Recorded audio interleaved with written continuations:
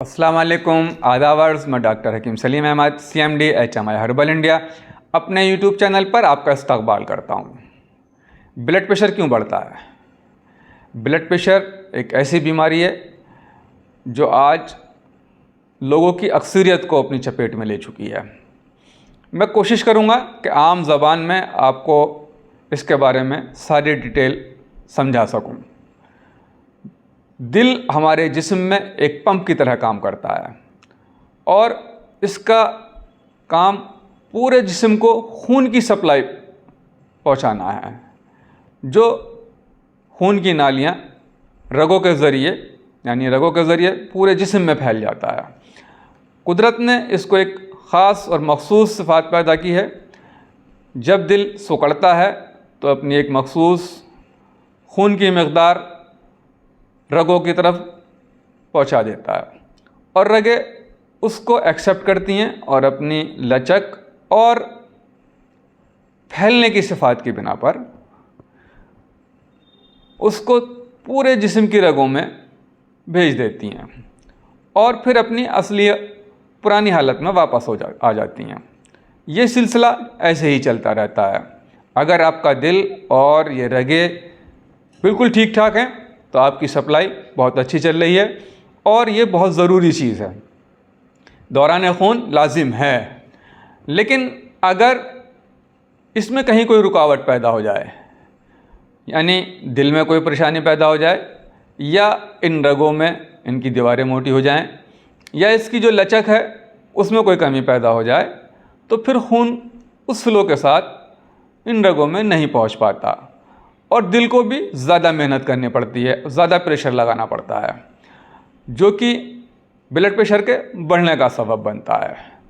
Blood pressure एक normal value अगर 120 उसको हम मानते हैं, तो प्रेशर ज़्यादा होने पर ये बढ़कर 140, 160 और इससे भी कहीं ज़्यादा हो सकती है। ऐसी कंडीशन में ये मर्ज़ समझा जाता है। इसके अलावा दूसरी वजूहत की अगर बात करें तो इसमें गुर्दे की बीमारियां, नमक का ज़्यादा इस्तेमाल, गुस्सा, जोश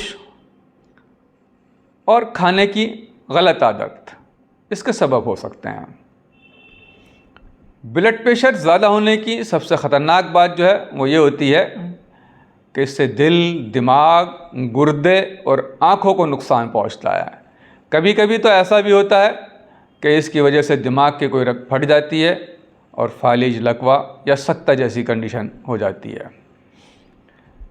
इसकी अलामतों की अगर बात की जाए तो शुरू में कोई ख़ास अलामत ज़ाहिर नहीं होती, लेकिन जैसे जैसे मर्ज़ बढ़ने लगता है तो सिर में भारीपन, सर का दर्द, चक्कर आना, नींद का ना आना, बेचैनी महसूस होना, दिल में बोझ महसूस होना, जीना चढ़ते हुए या तेज़ चलते वक्त सांस का फूलना, इसकी अलामतें हो सकती हैं।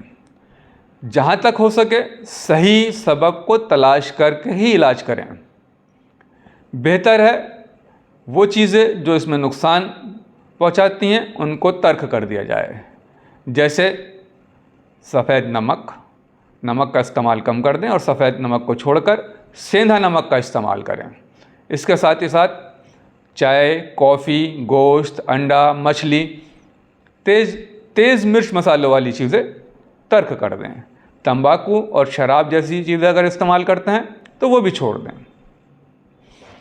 दवाओं में जहाँ तक हो सके पहले ऐसी चीज़ें इस्तेमाल करें जिसमें दूसरे किसी अज़ा को नुकसान ना पहुँचता हो। अगर दिल को तक़वियत देने की बात है तो सेब का और आंवले का मुरब्बा चांदी के वर्क के साथ इस्तेमाल किया जाए, और अगर रगों में परेशानी है, इनकी लचक में कोई कमी पैदा हो गई है, तो तरबूज और खरबूज की गिरी का इस्तेमाल बेहतर होता है। इसके साथ ही साथ यूनानी जड़ी बूटियों में असरोल बेहतरीन चीज़ है। इसका सफ़ूफ खून के दबाव को कम करता है, जोश को कम करता है और बीपी को नॉर्मल वैल्यू में लेकर आता है। अगर इसके साथ छोटी इलायची यानी कि हरी इलायची और संदल सफ़ेद का पाउडर शामिल कर लिया जाए तो और ज़्यादा बेहतर नताइज होते हैं। अगर दवा बनाने में आलकस महसूस होता हो तो बनी बनाई दवाएं भी इस्तेमाल की जा सकती हैं, जिसमें यूनानी दवाओं में 0 टाइम्स कैप्सूल, इक्सिर शिफा, माजून मुफर्रा हकीम सलीम वाला और शरबत रूही ख़ास तौर से काबिल ज़िक्र हैं। फिर भी कोई दिक्कत हो तो आप मेरे नंबर पे मुझे कॉल कर सकते हैं 9837518622।